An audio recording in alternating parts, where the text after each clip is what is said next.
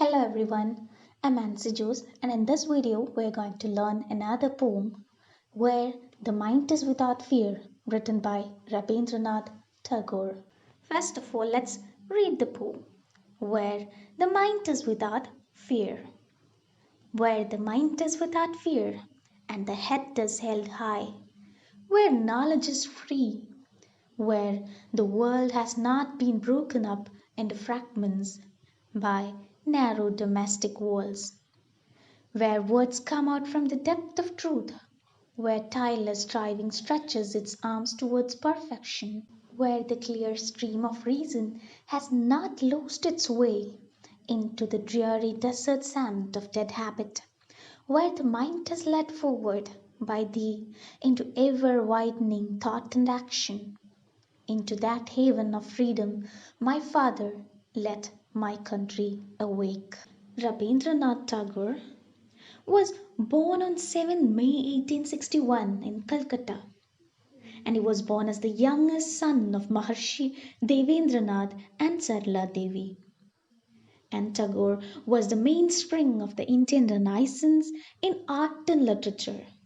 Not only in art and literature, but also in the social Renaissance. And Tagore was known as the Bard of the East. And he wrote in Bengali since he was born in West Bengal and later translated many of his works into English. And like his father, he was influenced by Upanishads, and he was also influenced by teachings of Buddha.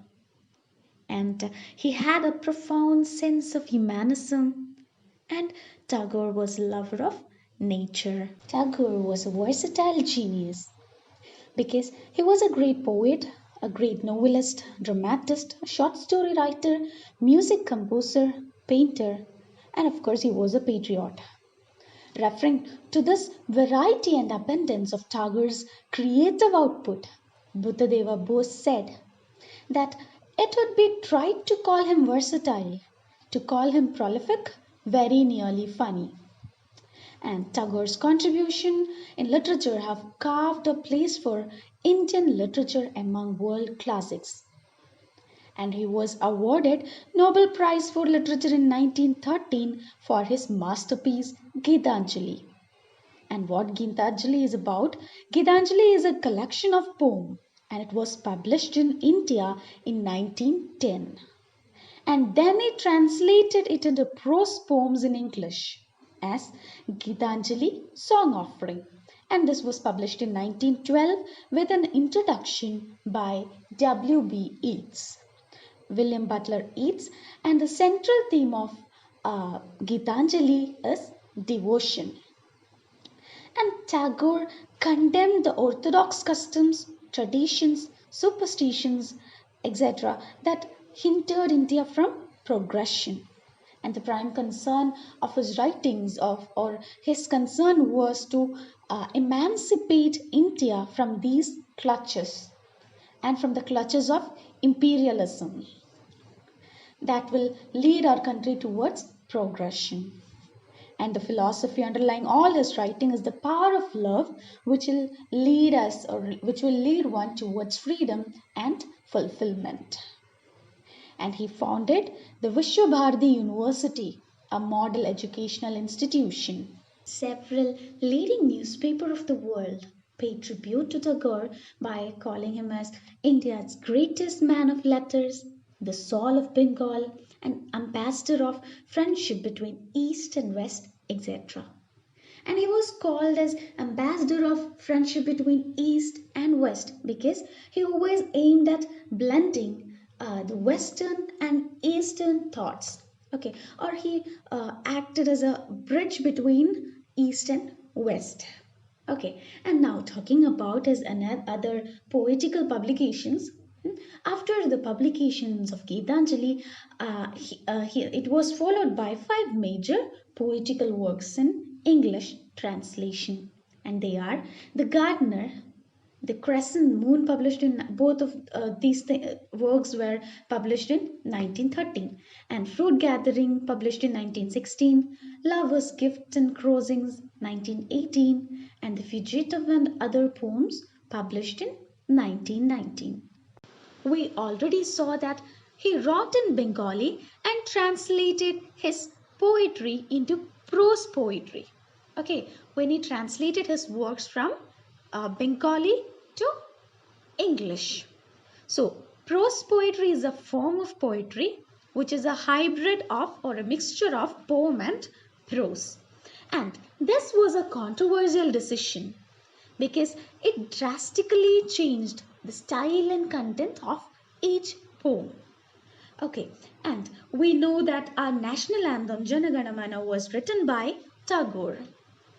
And in 1971, newly independent Bangladesh also chose one of the Tagore's song, Amar Sonar Bangla, My Golden Bengal, as its national anthem. So Tagore is the only poet whose songs have been adopted as national anthems by two different countries. One is Bangladesh and the other one is India. Talking about the writing or poetic style of Tagore, he chooses simple idioms and symbols that are familiar to us or from our everyday language. And his style is marked by the felicity or the aptness, correctness or eloquence of expression, classism, simplicity, and these added loveliness and majesty to his writing. And Rabindranath Tagore usually blunted or his writings were a blend of thoughts and melody of words, and this made his writings or poetry special. Now about our poem Where the Mind is Without Fear. It is the 35th song of Gitanjali, and in the original Bengali version it was titled Chittu Jeta Bhoy Shunya and was published in 1910. And our poem is an earnest prayer wherein Tagore sketches how he wishes his nation to be, or he is sketching a moving picture of the nation in his dream, or how he like his nation India to be. And he also prays to God to lead the nation to an ideal state of heaven.